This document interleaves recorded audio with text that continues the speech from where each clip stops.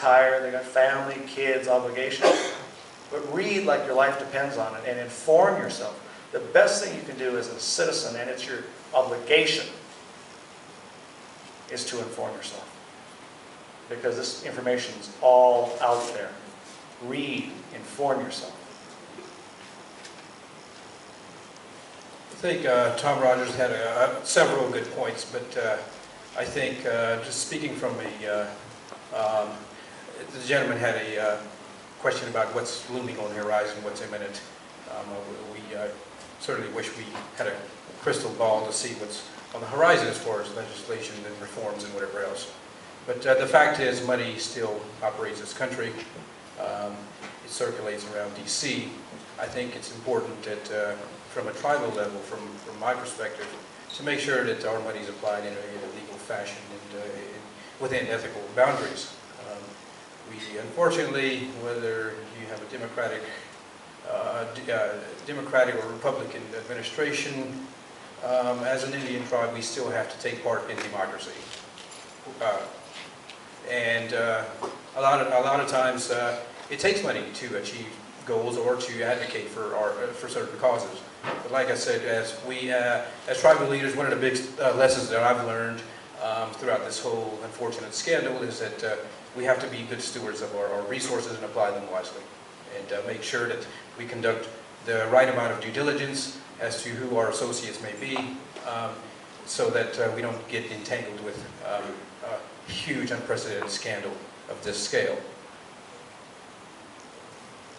It seemed like there was a lot of questions, so I mean, for me, as somebody who worked on campaign finance reform issues for a long time, I could get really deep into the weeds.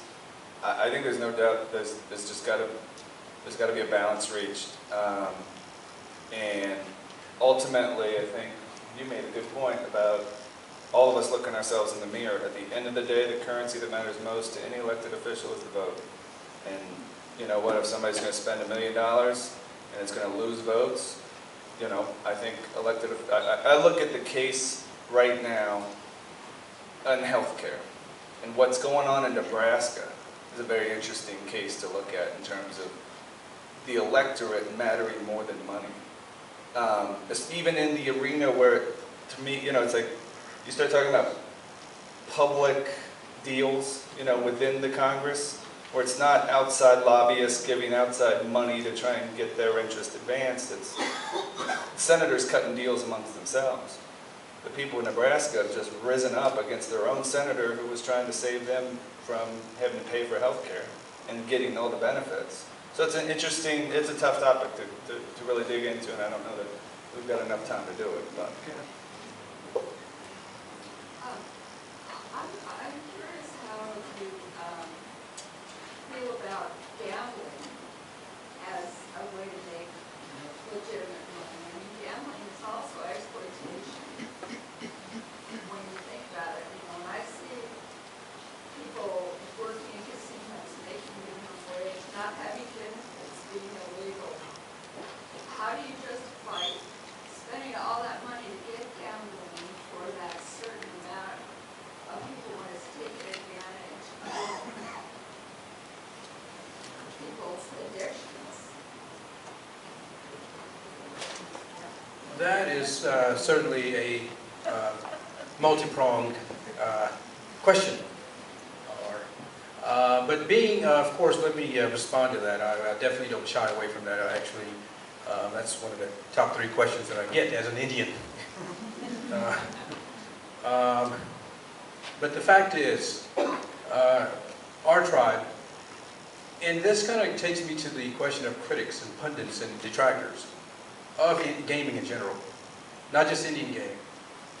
But the fact is, if the critics, the pundits, and the detractors all had the facts, they would see that we've taken one of the poorest counties and parishes in the state of Louisiana and turned it into one of the most prosperous regions. Louisiana, the parish that I am, or which they're called parishes, the parish that I am was one of the most poorest parishes in the region. We are actually the 2nd largest private employer in the state.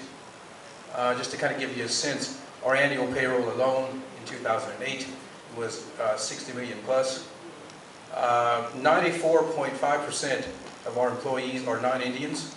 So I would take those critics, put them into a room, and say, you take it up with these individuals, these non-Indians who are dependent on our operations. And I'm proud to say that these are good jobs. Our average income job is 12%, is $12. We're very fortunate to be able to do that, provide that type of an employment opportunity, even during these difficult times. We've been very fortunate.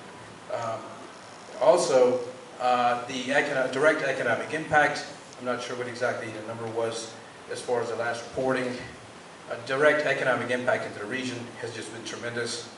And also, the large portion of the revenue does not go straight into my back pocket. The fact is, a lot of it is reinvested back into the operation, and a huge portion is divvied up into tribal programs. And also, tribes who are fortunate enough give to a lot of nonprofit organizations and so forth.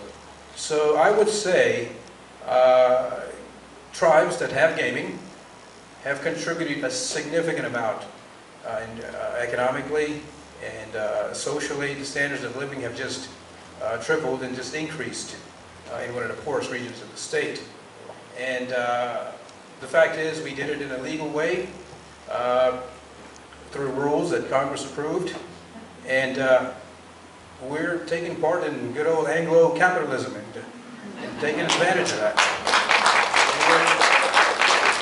The fact is, most tribes, for the most part, have done a terrific job of promoting economic development and advancing the social welfare of Indians and non-Indians alike. Is that different than gambling? Well, yes, for one thing also, Miss, and bear with me with my passion here. My tribe is the Blackfeet Tribe. We have limited gambling, which is, we used to argue upon maybe quickly here because this was, but both Dave and I feel very passionate on it. You're dealing with a group of people in this country who and I always say this, you shouldn't use the past to imprison you, but you should use the past to inform you. You're talking about a population in this country who was subjected, and I know America doesn't want to hear it, to genocide. Genocide. I know, but let me finish. So that has to inform you. And you have a tribe in this state, who I don't know if they haven't done recently, but they requested that nuclear waste be deposited on their reservation in your own state, the state of Utah, because public policy officials don't want them to have economic development. Can you imagine requesting nuclear waste be brought into your homes? So I say once again, America, look in the mirror. Gambling was offered to us because it was found that perhaps this might be an economic development tool. We also do not in any way want to foster any addiction to our people in our community. We are community gaming establishments. We don't grow weeds in other people's yards just so we can pull them. We want to have responsible gambling. Just like people have, if anybody has an addiction to money in this country, it's the people on Wall Street. Look what they've done. And so you're talking about people extremely impoverished. My reservation has 85% unemployment in the winter. 85%. You know what the unemployment rate was during the Great Depression in this country? The highest it ever got? Thank you. Now multiply it 3.5 times. So I know some people don't like gambling. We all have our addictions. But we in our local communities, it does not serve David and I well to get our people, our neighbors, our friends, our community addicted. It's about building, as he stated, they are the largest employer in Southwest Louisiana, the poorest part of Southwest Louisiana. And most of the people that they employ are white people who have nothing, who didn't have health care, who didn't have a minimum wage. They pay 2.5 times the minimum wage. And all we want to do is do it. And this is what I say.